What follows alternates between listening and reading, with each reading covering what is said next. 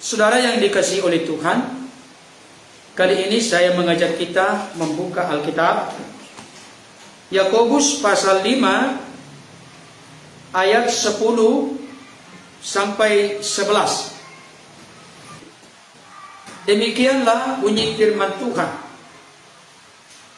Saudara-saudara, turutilah teladan penderitaan dan kesabaran para nabi yang telah berbicara demi nama Tuhan. Sesungguhnya kami menyebut mereka berbahagia, yaitu mereka yang telah bertekun. Kamu telah mendengar tentang ketekunan Ayub, dan kamu telah tahu apa yang pada akhirnya disediakan Tuhan baginya, karena Tuhan Maha Penyayang dan penuh belas kasihan. Sejauh itu pembacaan firman Tuhan. Yang berbahagia tentu setiap kita yang mendengar firman Tuhan dan yang setia memelihara dalam hidup kita hari lepas hari. Topik khotbah kali ini, ketekunan, pencobaan, dan kemenangan. Sekali lagi, ketekunan, pencobaan, dan kemenangan. Ibu bapak terkasih dalam Tuhan, antara ketekunan, pencobaan, dan kemenangan, ini merupakan rangkaian dari proses kehidupan yang mutlak harus kita alami dan lewati. Tidak ada seorang pun di antara kita yang ingin meraih kemenangan lepas dari ketekunan, lepas dari pencobaan, kata lain penderitaan, tantangan, dan pergumulan. Kalaulah ada seorang yang punya angan-angan, punya cita, punya harapan, punya kerinduan untuk menang, bagaimana mungkin seseorang bisa dikategorikan, dikelompokkan akan meraih kemenangan kalau di dalamnya tidak ada ketekunan, kalau di dalamnya tidak ada problem, tidak ada masalah, tidak ada pencobaan, tidak ada penderitaan. Itu omong kosong, Bapak Ibu Saudara. Nah, kali ini Yakobus memberikan nasihat kepada kita. Yang pertama-tama yang perlu kita tahu, tentu nasihat ini, kebenaran firman ini ditujukan pertama-tama bukan kepada kita, tetapi kepada orang-orang di zaman itu. Coba kita membuka Yakobus 1 ayat 1. Mari kita melihat Yakobus 1 ayat 1. Dikatakan demikian, salam dari Yakobus, hamba Allah dan Tuhan Yesus Kristus, kepada ke-12 suku di perantauan. Jadi surat ini ditujukan kepada ke-12 suku di perantauan. Ke-12 suku di perantauan, kita tahu Israel itu terdiri dari 12 suku. Dikatakan di perantauan berarti mereka berdiaspora, mereka tersebar ke berbagai tempat, dan surat ini ditujukan kepada mereka. Berarti dengan kata lain, kita dapat mengambil sebuah kesimpulan, surat ini pertama-tama ditujukan kepada orang-orang Yahudi. Dan tentunya firman ini relevan dan kontekstual sepanjang sejarah segala abad. Kalau kita membaca dan merenungkannya saat ini juga menjadi sesuatu yang cocok, tepat untuk kita renungkan, hayati, mengerti, gali, eksplorasi, dan yakini serta lakukan bersama. Saudara dikasih Tuhan, kenapa saya perlu pertama-tama menyampaikan bahwa surat ini ditujukan kepada orang-orang Yahudi, masyarakat Yahudi yang ada di diaspora yang tersebar ke berbagai perantauan saat itu.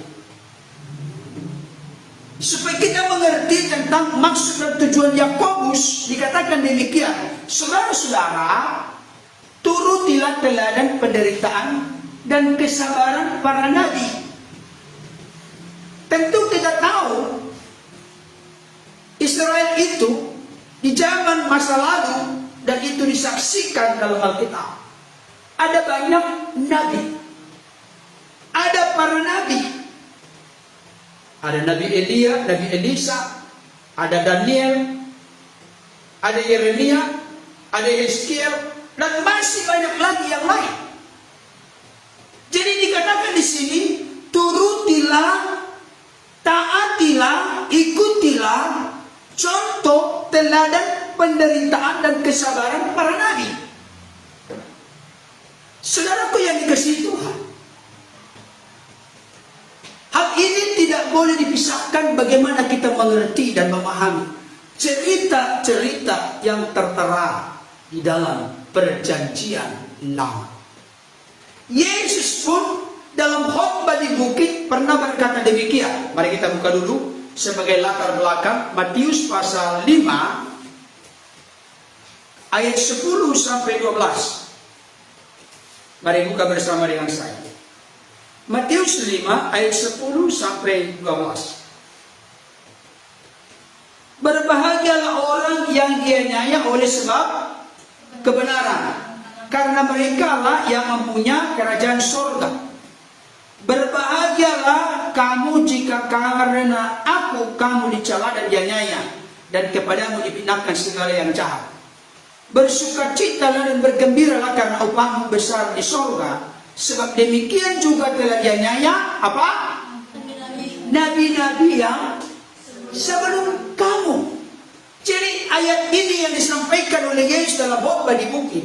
Nabi-nabi dalam perjanjian lama, bukan perjalanan mereka selalu mulus, senang, bahagia, sukacita. Tapi mereka juga diperhadapkan dengan tantangan, kesukaran, pencobaan, penderitaan, kesulitan hidup. Nah, sekarang begini, dikatakan oleh Yakobus, turutilah teladan penderitaan dan kesabaran para nabi. Apa yang kita contoh, apa yang kita turuti, apa yang kita teladani dari penderitaan dan kesabaran para nabi. Tolong jangan salah mengerti. Kalau turuti teladan penderitaan dan kesabaran para nabi harus persis. Kalau ada yang digergaji, berarti kita harus digergaji. Kalau ada yang dimasukkan ke gua singa, kita dimasukkan ke gua singa. Kalau ada yang dimasukkan ke perapian yang menyala-nyala, kita dimasukkan ke perapian yang menyala-nyala. Bukan itu maksudnya. Prinsipnya yang perlu kita tahu, jangan ekstrim dan kita bodoh menangkap pesan Tuhan. Saya temukan minimal ada 3 yang perlu kita teladani, kita contoh dari penderitaan dan kesabaran, ketekunan, kesetiaan dari para nabi ini.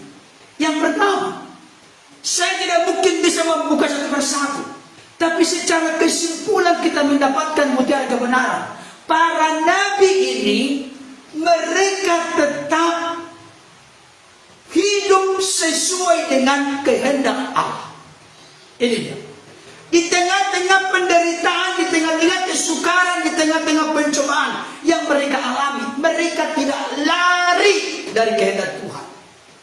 Dan kalaupun ada yang ditunjukkan salah seorang dari nabi yang lari dari kehendak Tuhan, dia menjauh dari hadapan Tuhan, disuruh pergi ke Niniwe, dia lari ke Tarsis, maka dampak akibat dari pemberontakannya, dari ketidaksetiaannya kepada apa yang diperintahkan Tuhan, tugas tanggung jawab diembankan Tuhan kepadanya, menimbulkan kerugian kepada siapa? Menimbulkan kerugian kepada kapal itu. Muatan kapal dibuang karena goncangan laut yang sedemikian rupa supaya lebih ringan ini kapal. Semua muatan kapal diturunkan, dibuang karena lebih berharga nyawa daripada muatan kapal. Ternyata makin mengamuk, makin berkecamuk, makin bergelora ini gelombang. Maka akibatnya rugi bagi diri seorang Yunus. Akhirnya dia sampai dilemparkan. Sebenarnya saudara dengarkan baik, dia dilemparkan ke laut. Sebenarnya ada jalan keluar selain daripada dilemparkan. Dilemparkan maksudnya lebih bagus aku mati saja. Ini tetap dia berkeras hati padahal sudah di ujung tanduk. Banyak orang Kristen begitu, sudah di ujung tanduk, sudah punya kesulitan, masalah yang begitu pelik, begitu berat, tapi tetap mengeraskan hati, tetap mengotot merasa diri benar. Saudara dikasih Tuhan, apa jalan keluar supaya mereka jadi selamat? Bukannya ditampung, kembali aja ke jalan yang pertama. Kan berangkat dari Tarsis, berarti kembali ke pelabuhan Tarsis. Jangan tetap ngotot. Kalau dia bicara kepada nakoda kapal, kepada orang-orang yang ada di kapal, ayo kita kembali, kalau tidak kita akan mati semua karena saya telah memberontak kepada Tuhan dan saya akan menjalankan apa yang diperintahkan Tuhan. Untung. Masih ada kata untung. Untunglah Tuhan menentukan seekor ikan besar. Ada orang anak sekolah, guru sekolah minggu yang mengartikan karena disebut ikan besar berarti ikan paus. Belum tentu juga, tapi paling tidak prediksinya begitu supaya lebih mudah dimengerti. Oh, di anak-anak Alkitab tidak pernah mengatakan bahwa ikan itu ikan paus. Saudara dikasih Tuhan, untung masih ditelan, di perut ikan oleh penentuan Tuhan, dia masih bisa hidup di sana. Dan saya kasih tahu, untung dia masih dimuntahkan dari mana? Dari depan. Kalau dari belakang, selesailah, kita buang ke toilet. Untung dari depan dimuntahkan. Kalau dari belakang udah beda ceritanya, udah selesai diolah. Tapi di dalam perut dia berdoa, dia menyesali perbuatannya. Oke, itu yang tidak taat. Tapi secara umum kita lihat bagaimana Daniel, bagaimana Yeskiel, bagaimana Yeremia, bagaimana Elia, bagaimana Elisa. Mereka itu tidak pernah lari dari kehendak Tuhan. Ya, yang namanya tidak sempurna, ya siapa yang sempurna? Abraham dikatakan bahwa orang beriman punya kekurangan, kelemahan juga. Tapi semakin hari semakin bersinar, semakin hari semakin menunjukkan kedewasaan, semakin hari semakin berserah kepada Tuhan, semakin hari semakin meninggikan memuliakan Tuhan, semakin hari hidupnya semakin disucikan, dikuduskan, disempurnakan dan dimurnikan oleh Tuhan. Saudara dikasih Tuhan, itu yang pertama yang kita contoh.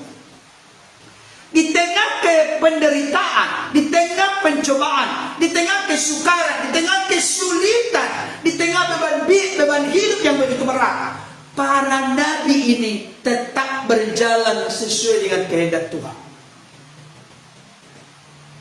Pertanyaan saya untuk kita, benarkah kita mencontoh meneladani para nabi ini? Kalau dalam keadaan semuanya berjalan dengan baik, dompet tebal, bibir tebal, dompet tebal, deposito tebal, semuanya tebal, sehat-sehat, semuanya akur, tidak ada yang ini. Tuhan, aku mengasihi Engkau, gampang nggak? Tapi ketika kenyataan tidak sesuai dengan harapan, sama seperti Simon Petrus, guru telah sepanjang malam kami bekerja keras, tetapi kami tidak menangkap apa-apa. Tetapi oleh karena Engkau yang menyuruhnya, aku akan menyebarkan jalan juga. Bayangkan, sepanjang malam bekerja keras tidak menangkap apa-apa. Kalau seseorang bekerja keras tidak menangkap apa-apa, biasanya umumnya yang terjadi apa? Kecewa.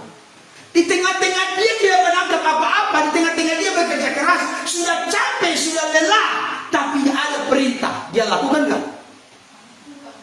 Tidak melakukan kehendak Tuhan di tengah situasi sukar. Saya kasih tahu, itulah nilai kualitas mutu ketaatan yang sangat menggetarkan dan menyentuh hati Tuhan. Kalau segalanya berjalan dengan baik kita taat, biasanya kita ini taatnya Bukan taat tulus. Tapi karena apa? Ya, karena segalanya sudah tersedia. Tapi ketika ada tantangan, seperti para nabi ini. Bayangkan Bapak Ibu Saudara. Apa yang dikatakan oleh, apa keputusan yang diambil oleh raja terkait dengan Daniel. Barang siapa yang tidak sujud menyembah kepada patung buatanku dan tidak sujud menyembah kepada aku, dia akan dimasukkan ke gua singa. Barang siapa yang menyembah lebih dari 30 hari kepada dewa lain atau ilah lain selain kepada raja, dia akan dilemparkan ke gua singa. Saudara dikasih Tuhan. Apa yang terjadi dengan Daniel? Waduh. Kalau kita misalnya Daniel, kira-kira kita kelakuannya apa? Udahlah, nggak apa-apa. Aku sujud menyembah patung itu dan sujud menyembah raja. Tapi Tuhan, Engkau tahu isi hati. Ada yang begitu kan? Nanti malam aku di rumah minta ampun, mohon maaf, mohon pengakuan dosa kepada Tuhan. Siapa yang mengakui aku di hadapan manusia akan kuakui di hadapan Bapa. Barang siapa yang menolak aku di hadapan manusia akan kutolak di hadapan Bapa. Ini penting untuk kita renungkan. Kadangkala orang Kristen berlaku bersandiwara, berlaku munafik, memakai topeng kepalsuan dengan dalih-dalih, alasan-alasan yang dibuat-buat sebenarnya oleh karena dikuasai oleh intimidasi, ketakutan, kekhawatiran dan lain sebagainya. Tapi Daniel, apa yang terjadi? Sudah diputuskan, dia dicari, dibentuk tim mencari fakta, mencari kekurangan, kesalahan, kelemahan dari Daniel.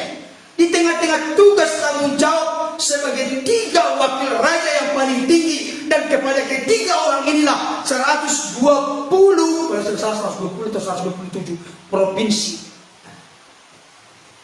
gubernur kalau konteks sekarang melaporkan kepada raja supaya jangan dirugikan, harus bertanggung jawab kepada ketiga ini. Salah satu dari yang ketiga ini adalah Daniel. Setelah dibentuk tim pencari fakta, mencari-cari kesalahan, kekurangan, kelemahan, kelalaian, korupsi, barangkali korupsi, nepotisme dari seorang Daniel, ternyata tidak ditemukan satupun. Mereka hanya menemukan kekurangan, kelemahan Daniel dari konteks sujud menyembah kepada Allah Yahweh. Itu mereka temukan, Bapak Ibu Saudara. Dan mereka akhirnya melaporkan kepada raja supaya dibuat undang-undang. Bukan diberitahukan dulu yang dilakukan oleh Daniel, bukan. Dibuat dulu undang-undang. Kalau ada yang melanggar ini dan itu, maka dia akan dimasukkan ke gua singa. Dimeterai oleh raja, nggak boleh diubah. Setelah itu, tuanku raja, Daniel begini. Waduh, gelisah raja, karena raja sangat mencintai, sangat mengagumi dan mengasihi seorang Daniel. Tapi demi dengar Daniel pengumuman itu, siapapun 30 hari menyembah kepada yang lain selain daripada menyembah kepada patung buatan raja, menyembah kepada raja, maka dia dimasukkan ke gua singa. Apa yang dilakukan Daniel? Demi didengar Daniel tentang peraturan perintah itu, perundang-undangan yang telah diambil itu, maka Daniel pun naik ke kamar di atasnya. Dia sujud memuji Allahnya, berdoa kepada Allahnya 3 kali sehari seperti yang biasa dilakukannya. Bahasa manusianya apa ini? Cari gara-gara. Kan cari gara-gara ini kan? Orang sudah ada, dia tahu pengumuman siapa yang menyembah 30 hari kepada yang lain selain daripada kepada patung buatan raja, termasuk kepada raja, maka dimasukkan ke gua singa. Dan gua singa itu, gua singa-singa di sana dibiarkan sedemikian rupa, tidak dikasih makan dulu supaya setiap orang yang masuk ke sana tanpa menunggu detik sudah langsung diterkam dan diremukkan tulang-tulang. Saudara dikasih oleh Tuhan.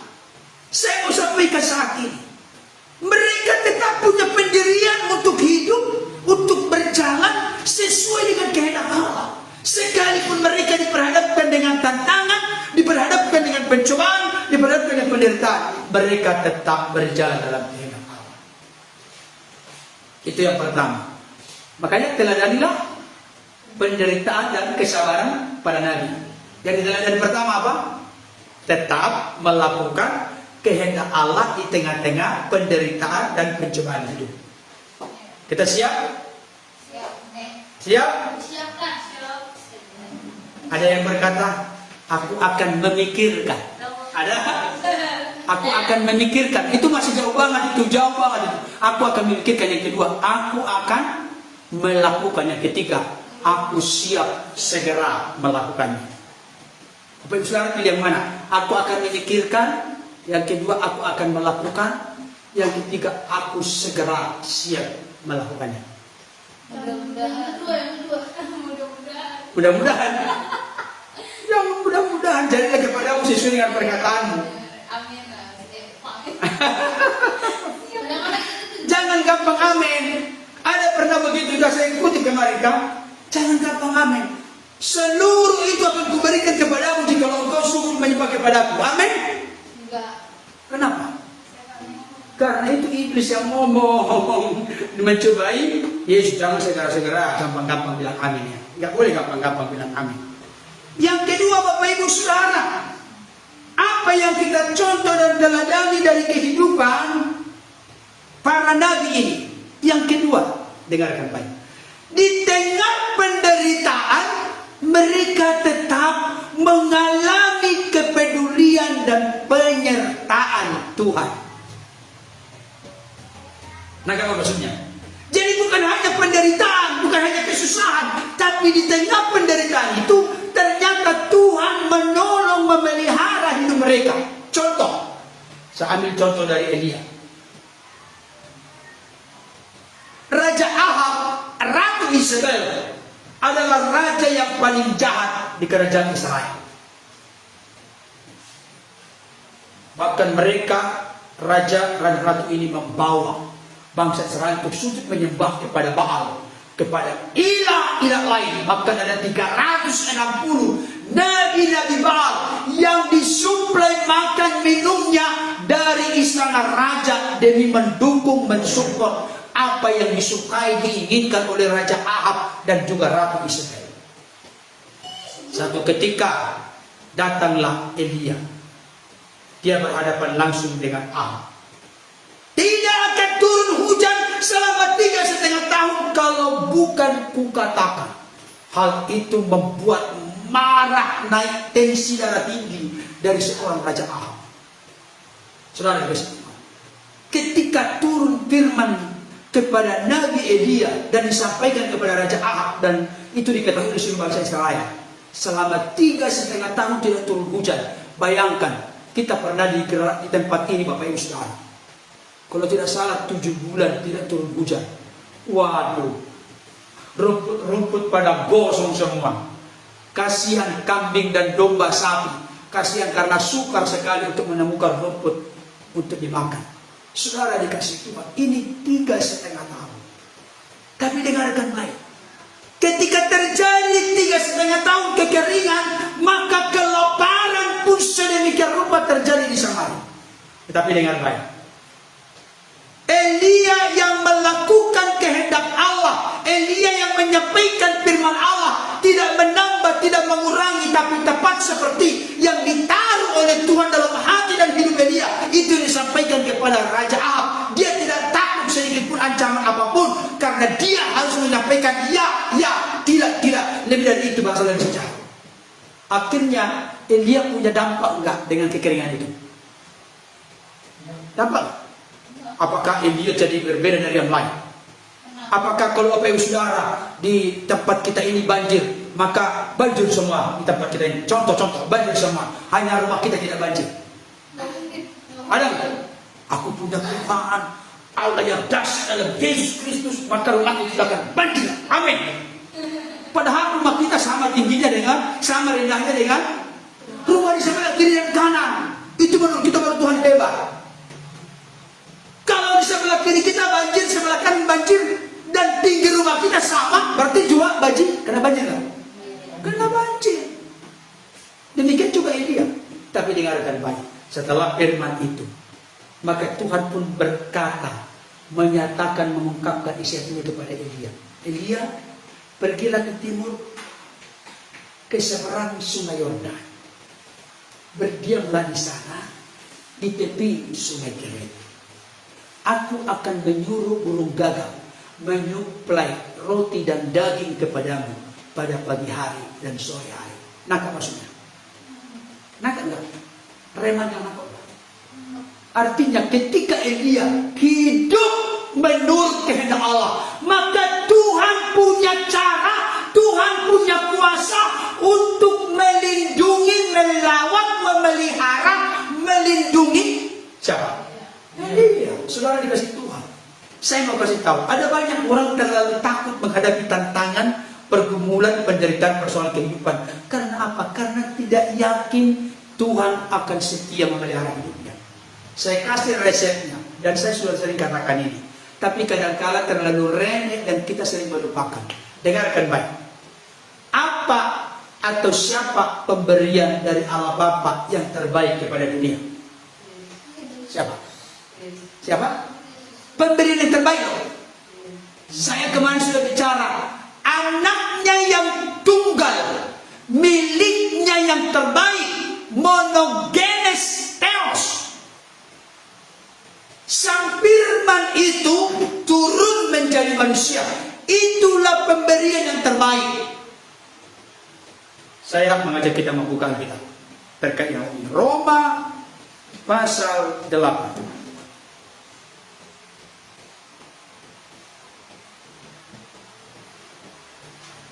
Ayat 31 ayat sampai 32. Roma 8 ayat 31 sampai 32.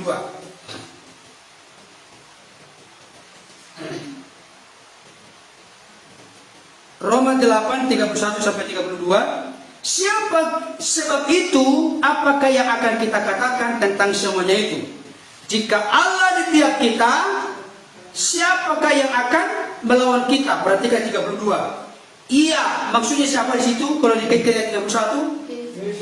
Bukan dong, perhatikan kalimatnya. Jika Allah di pihak kita, siapakah yang akan melawan kita? Iya. Berarti Allah, kan? Ia yang tidak menyayangkan anaknya sendiri. Gak mungkin dong Yesus yang tidak menyayangkan anaknya sendiri. Anaknya sendiri adalah Yesus. Yesus yang tidak menyayangkan Yesus sendiri. Gak mungkin kalimatnya begitu. Allah yang tidak menyayangkan anaknya sendiri, tetapi yang menyerahkannya bagi kita semua. Kita baca sama-sama dua ya. Bagaimanakah mungkin Ia tidak mengaruniakan segala sesuatu kepada kita bersama-sama dengan Dia? Nakal maksud kalimat ini? Kalau yang terbaik telah Bapa berikan kepada kita, maka yang baik-baik yang lain diberikan enggak? Oh, coba pegang. Dalam menghadapi pergumulan, tantangan, penderitaan, kesukaran kehidupan, ingat ini baik-baik, saudara. Kalau kita sudah berjalan seturut dan sesuai dengan kehendak Allah, jangan lupa, jangan ragu, jangan bimbang. Penyertaannya, pemeliharaannya ada bersama dengan kita. Nah, sekarang saya membuat satu pertanyaan. Coba kita pikirkan. Kenapa Tuhan mengizinkan nabi-nabi Tuhan atau utusan Tuhan mengalami kesulitan hidup? Ada yang bisa jawab? Kenapa Tuhan mengizinkan nabi-nabi Tuhan, hamba-hamba Tuhan, pastor, pendeta, penatua, gembala mengalami penderitaan, mengalami kesulitan hidup? Ada yang bisa menjawab? Kenapa?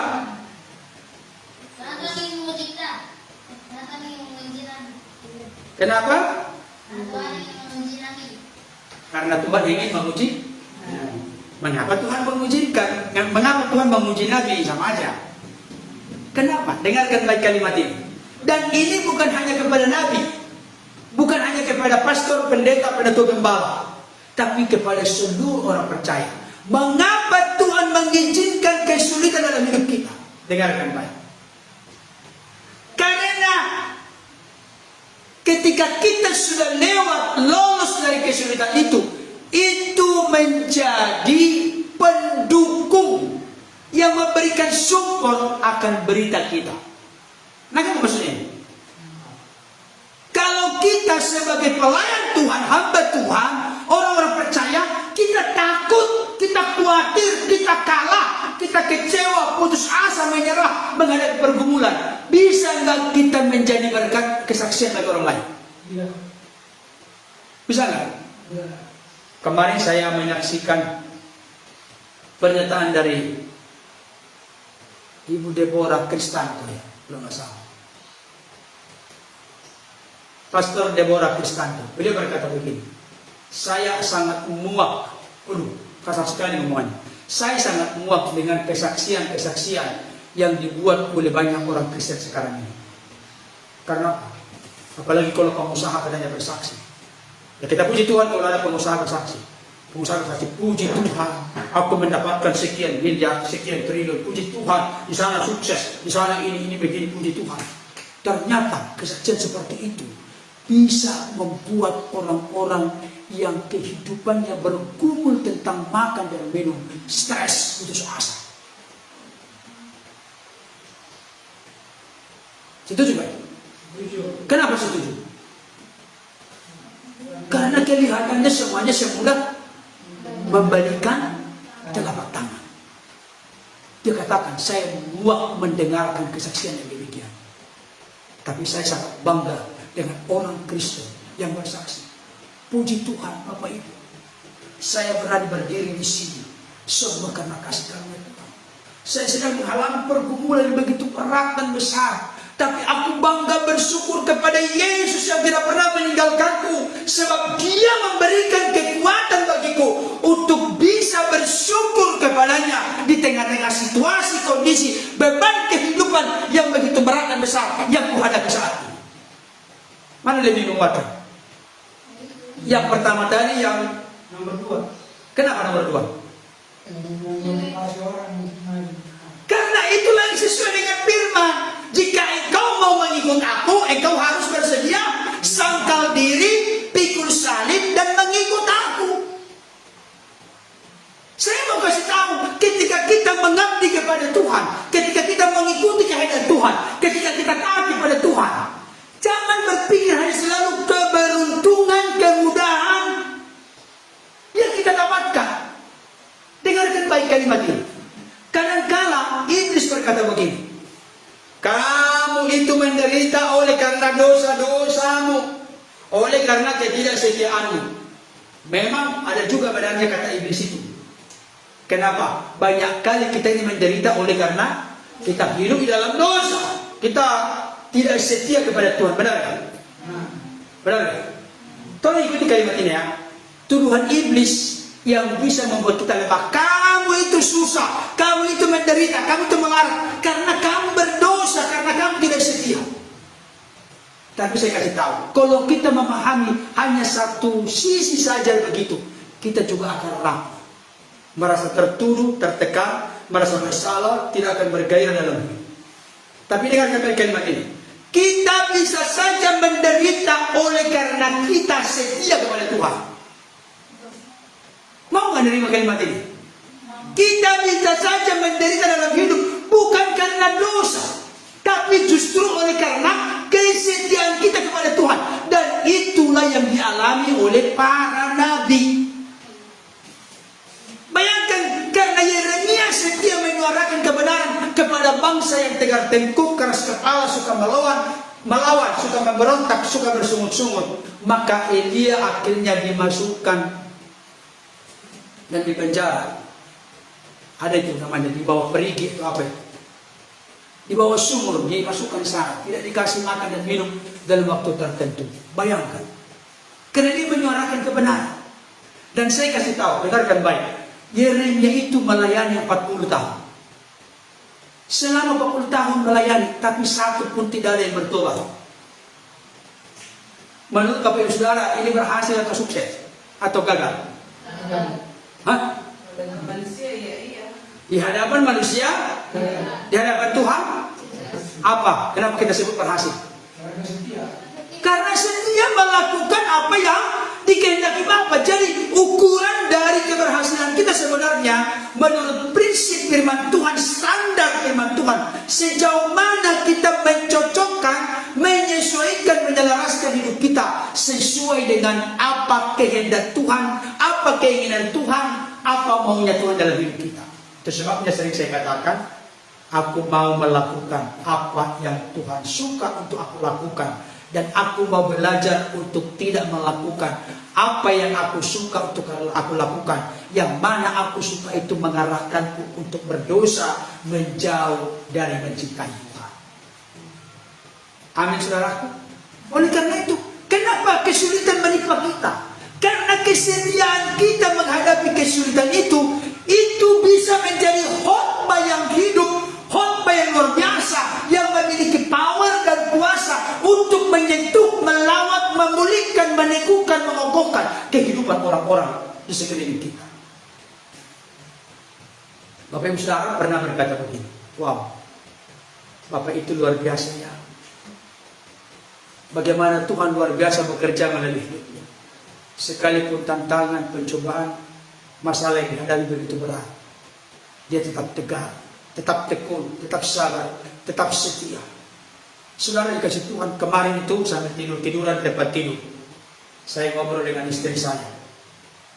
Saya dalam hidup ini tidak mau munafik dalam beriman. Memang saya kasih tahu saudara, kalau ada sesuatu yang tidak beres dalam diri kita, aku masih lemah, masih khawatir, masih bimbang, masih takut, akui kepada Tuhan.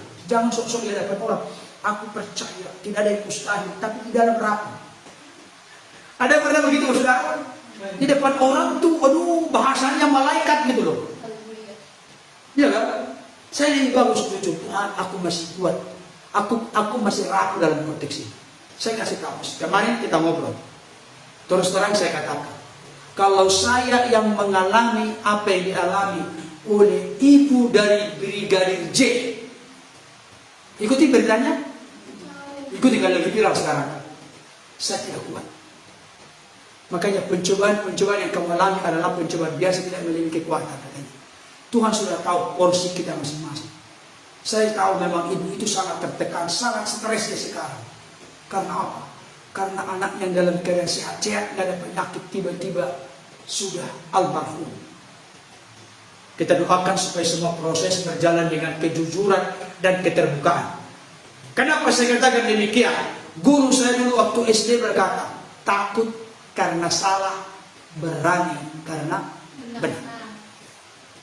Jangan takut, dibongkar saja karena saya tidak ada kesalahan di sana. Tapi kalau kita berupaya menutup-nutupi, banyak hal kita tutup-tutupi, barangkali di dalamnya sudah banyak borok yang sedang kita sembunyikan. Kalau kita benar, tidak akan takut kita sedikit pun. Silakan dibongkar, silakan dibuka. Gak ada yang berupaya kita tutup-tutupi. Silakan dibongkar apa adanya. Tapi kalau sudah ada kebohongan, ketidakjujuran di sana, ya kan berupaya untuk menutupi. Saya kasih tahu, kalau kita menyembunyikan dosa yang satu, maka akan muncul dosa yang lain. Jadi karena pindah dosa itu, makanya di awal mana kita sudah bohong, dengarkan itu anak-anak. Saya dulu pernah melakukan hal yang salah terkait itu. Ketika saya dulu SMP. Kenapa? Karena bahasa makanya sikor di parbolua. Karena susahnya hidup. 1 minggu dikasih jajan 500 perak. Waktu SMP. 1 minggu jajan 500 perak dulu. Kalau sekarang mah enak. Baru SMP beli 5.000. Ada yang 10.000 lagi. Jajan temanku 20.000, masa aku 5.000. Gengsi dong. Nah, gitu kan. Saudara yang dikasih Tuhan. Saya kasih tahu. Saking susahnya hidup, akhirnya saya ngomong. Mau beli matematika. Bukunya ada 4. Mau beli buku, bukan matematika. Mau beli buku, bukunya ada 4. Buku apa sih itu abang? Katanya. Tulus banget, Mbak ini ku bohong-bohongin, ku bodohin. Tolong teman jangan ditiru ya, sudah bertobat saya dari situ ya. Yang pertama matematika. Yang kedua aljabar. Yang ketiga aritmetika. Yang keempat geometri. Nah kan maksudnya, sebenarnya buku ini berapa? 1. kali 2.500 berarti 10.000. Mantap. Padahal saya kali seminggu 500 saja berarti dapat 10.000. Mantap. Nikmati dalam dosa. Saudara dikasih Tuhan. Situasi kondisi keadaan membuat banyak orang jadi bengkok hidupnya, tidak jujur hidupnya, berbohong hidupnya. Sebenarnya dia tahu apa yang benar, dia tahu apa yang baik, dia tahu apa yang harus dilakukan, tapi demi membela diri dia kutip-kutip ayat firman Tuhan. Pernah itu kan? Seorang yang di Lawang Pataki bisa membalati tiba laut sapu sektor. Itu kan? Pernah itu kan? Berkopala pendeta ini, dimemerankan pendeta dia. Saudara-saudara yang dikasih Tuhan, kita harus mengasihi musuh kita. Kita harus berdoa bagi mereka yang menghina kita. Kita harus memberkati, jangan mengutuk. Disimpulkan pendeta ini, jika ditampar pipi kanan, berikan pipi kiri. Setelah selesai khotbah, adalah jemaat yang memperhatikan. Selesai kok bagi dekati pendeta. Pak pendeta tadi bilang tampar pipi kanan berikan pipi kiri. Sekarang saya harus praktekkan karena Bapak sudah berkhotbah demikian, maka saya praktekkan. Maksud kamu apa nak? Mau ku praktekkan sama pendeta. Dipraktekkan lagi Pak pendeta, ditampar pipi kanan. Mana pipi kanan ini? Pak! Ditampar. Pada meringis ini pendeta. Jangan meringis Pak pendeta. Sediakan pipi kiri lagi. Karena ditampar pipi kanan, beri pipi kiri. Ditambah lagi pikir, bang! Naik darah tinggi lah pendeta ini. Naik darah tinggi, maka muncullah firman Tuhan. Apa yang kau tabur, itu yang kau tuai. Karena engkau sudah dikutiplah. Kalau kita dalam keadaan terdesak, dalam keadaan kesulitan, saudara, banyak hal yang mau kita lakukan. Kita kutip-kutip ayat untuk membenarkan diri kita melakukan kejahatan. Tapi para nabi ini, mereka hidup sesuai dengan kehendak Tuhan. Perhatikan baik, mereka dipelihara oleh Tuhan sekalipun mereka dalam keadaan yang seperti itu. Dan jangan lupa, bagaimana cara Tuhan menolong kita? Cara Tuhan menolong kita, itu yang perlu kita pahami. Ada orang berkata begini, pertolongan itu adalah sesuatu yang sudah datang sebelum terjadi sesuatu. Nah kan? Sudah datang dulu, berarti ditolong Tuhan, belum terjadi sesuatu. Saya kasih tahu, itu satu sisi dalam Alkitab. Tapi kadang-kadang di tengah-tengah pencobaan, di tengah-tengah penderitaan, di waktu yang bersamaan ada pertolongan Tuhan. Siapa yang bisa kasih contoh? Di waktu masalah penderitaan itu terjadi, di saat itu ada pertolongan Tuhan. Jadi berbarengan. Sama seperti 3 orang Ibrani, orang Yahudi yang dimasukkan ke perapian yang menyala-nyala. Kan sampai algojo yang mengangkat itu kan gosok terbakar. Tapi mereka tidak terjadi apa-apa, bau asap pun tidak ada, rambutnya pun tidak ada, pakaiannya pun tidak ada yang masalah. Semua terlindung. Jadi di tengah-tengah mereka masuk ke dalam penderitaan itu, di tengah-tengah waktu yang sama Tuhan menolong. Tapi jangan lupa, dengarkan baik. Di sisi lain pertolongan Tuhan setelah terjadi dulu peristiwa. Kalau sudah terjadi peristiwa ada pertolongan. Contohnya siapa?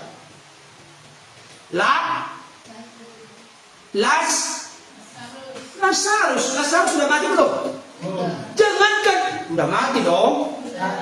Lazarus sudah mati, bahkan sudah 4 hari dalam kubur, bahkan sudah berbau busuk. Marta berkata, guru, dia sudah berbau karena sudah 4 hari dalam kubur. Jangan kamu takut, yang penting seperti saya katakan tadi, jika engkau percaya kau akan melihat kemuliaan Allah. Bayangkan, sudah terjadi dulu kenyataan masalah itu. Maka sudah lewat 4 hari. Sebenarnya sudah terlambat menurut pikiran manusia. Tapi saya kasih tahu bagi Tuhan tidak terlambat. Setelah terjadi dulu masalah itu. Demikian juga yang terjadi dengan, ada dikatakan di sini, ingatlah ketekunan dari seorang Ayub. Ayub itu apa yang terjadi dengan dia? Ayub itu adalah seorang yang saleh, jujur, takut akan Allah, menjauhi kejahatan. Tapi Ayub oleh seizin Tuhan dicobai, dicobai sedemikian rupa oleh iblis. Padahal dia seorang yang benar di mata Tuhan. Apa pencobaan yang dialami oleh Ayub? Dia kehilangan hartanya, dia kehilangan keluarganya, termasuk juga sebenarnya kehilangan istrinya, karena istrinya berkata, "Udahlah, kutukilah Allahmu, janganlah menjaga kekudusanmu, mati sajalah kau, artinya bunuh dirilah kau." Dia kehilangan keluarganya, anak-anaknya, dia kehilangan kesehatannya, bahkan dia juga kehilangan sebenarnya sahabat-sahabatnya. Bayangkan dalam waktu yang hampir berdekatan, bukan waktu yang berbeda-beda 1 tahun, 2 tahun, bukan. Dalam waktu yang bersamaan, hampir bersamaan. Dia kehilangan keluarganya, kehilangan hartanya, kehilangan kesehatannya karena dia bolong dari batok kepala sampai telapak kaki. Dia kehilangan sahabat-sahabat. Itu yang dialami. Kalau untuk menunjukkan contoh yang paling berat penderitaannya dalam hidup, kecuali Yesus tentunya, adalah siapa? Ayub. Tapi saya kasih tahu, dengarkan baik, prosesnya mudah enggak? Siapa yang mau diberkati 2 kali lipat? Halo? Siapa yang mau diberkati 2 kali lipat? Kan Ayub diberkati 2 kali lipat. Coba tunjuk tangan. Siapa yang mau diberkati 2 kali lipat? Siapa yang mau menghadapi proses seperti yang dihadapi oleh Ayub?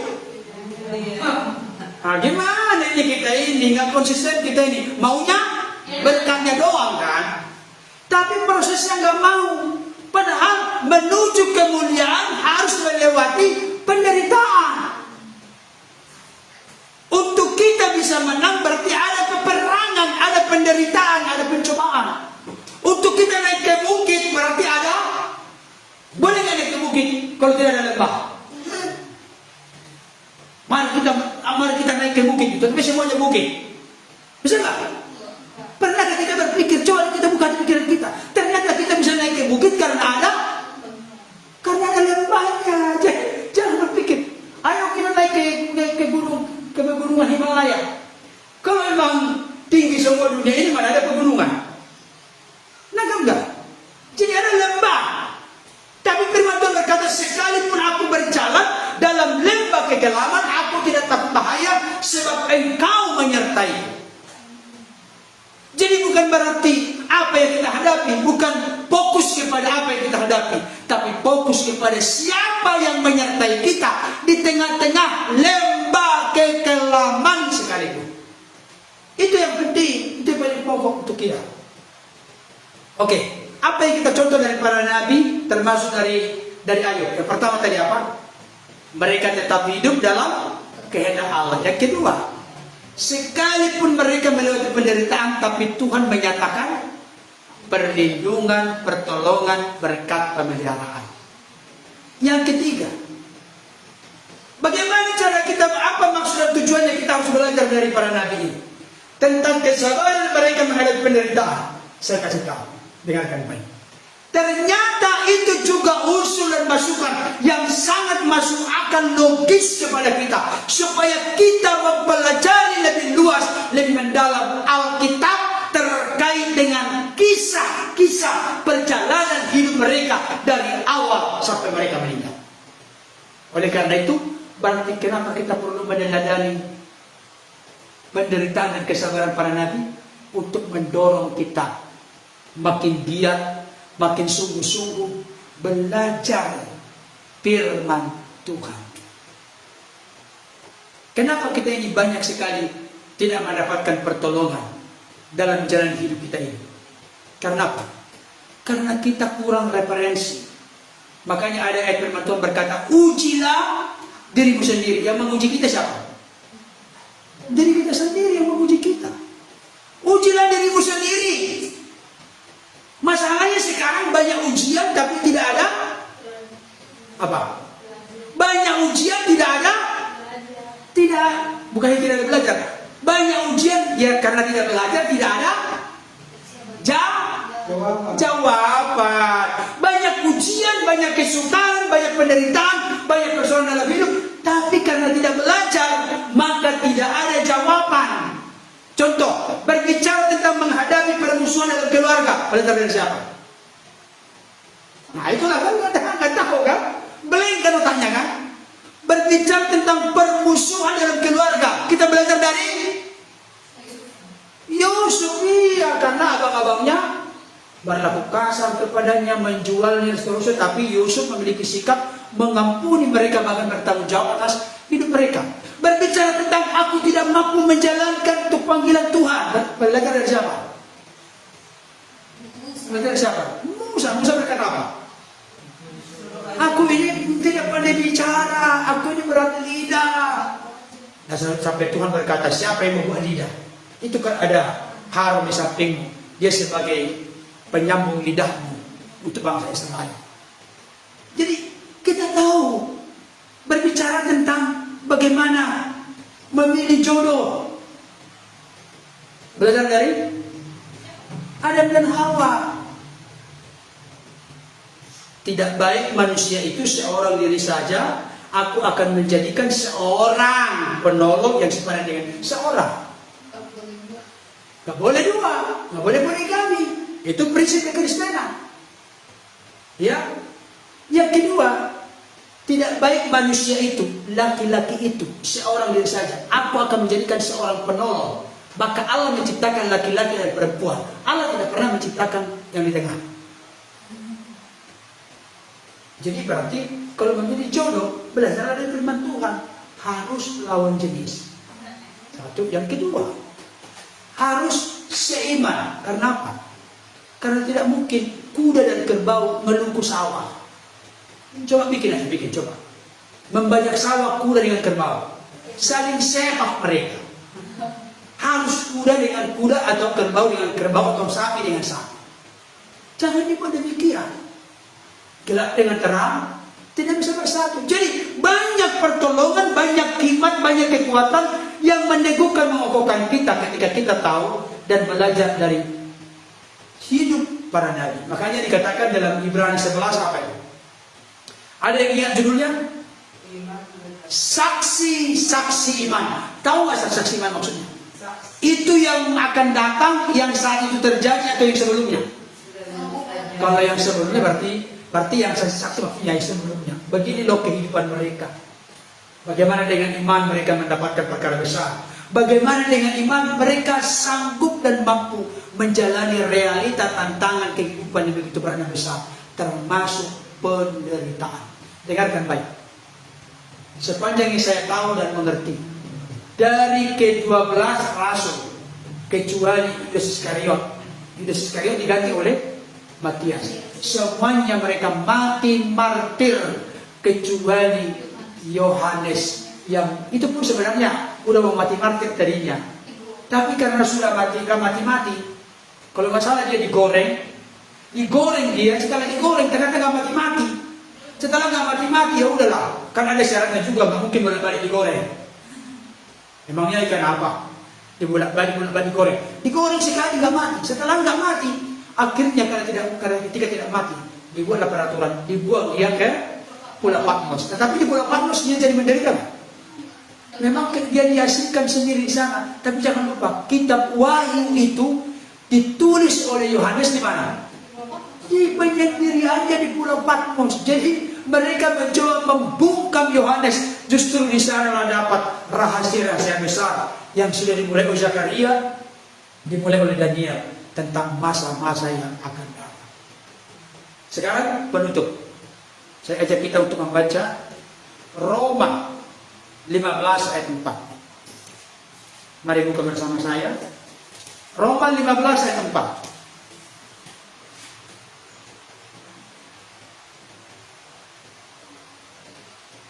Dan Roma 15 ayat 4. Dua, ya. Sebab segala sesuatu yang ditulis dahulu telah ditulis untuk menjadi pelajaran bagi kita, supaya kita teguh berpegang pada pengharapan oleh ketekunan dan penghiburan dari kitab suci. Nah, apa maksudnya kalimat ini? Sebab segala sesuatu yang ditulis dahulu. Tolong dengarkan baik Bapak Saudara ya. sebelum perjanjian baru selesai ditulis oleh ilham Roh Kudus dengan beberapa penulis, maka kitab perjanjian lama sudah ada terlebih dahulu. Jadi segala sesuatu yang ditulis dahulu, maksudnya itu kitab kisah perjanjian lama itu, termasuk peristiwa para nabi itu tadi. Segala sesuatu yang ditulis dahulu telah ditulis untuk apa? Untuk apa? Menjadi pelajaran bagi kita. Jadi apa yang ditulis di masa lalu itu menjadi pelajaran bagi kita. Bisa menjadi pelajaran bagi kita kalau kita mempelajarinya, kalau kita membacanya. Jadi tujuan kita mencontoh, meneladani kehidupan, kesabaran dan penderitaan dari para nabi, supaya kita mendapatkan pembelajaran dari mereka. Bahkan berikutnya,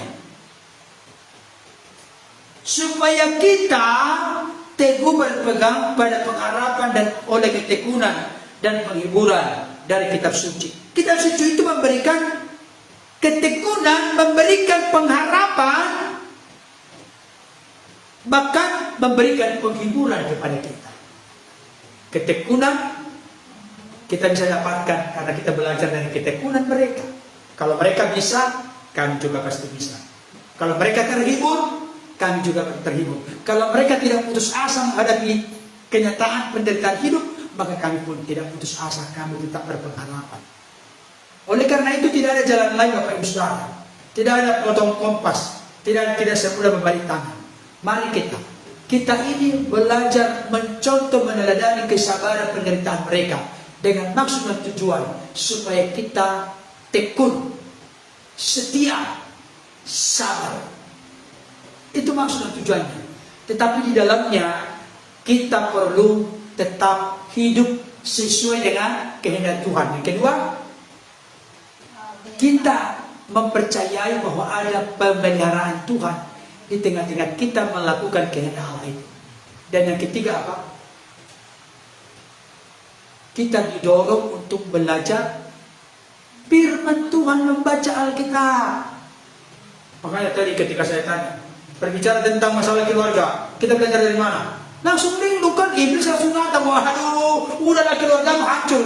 Mudah, tapi kalau ada jawaban sudah terbersih di pikiran, wah, Yusuf ternyata nggak menyimpan dendam, nggak menyimpan kemarahan kepada abang-abangnya.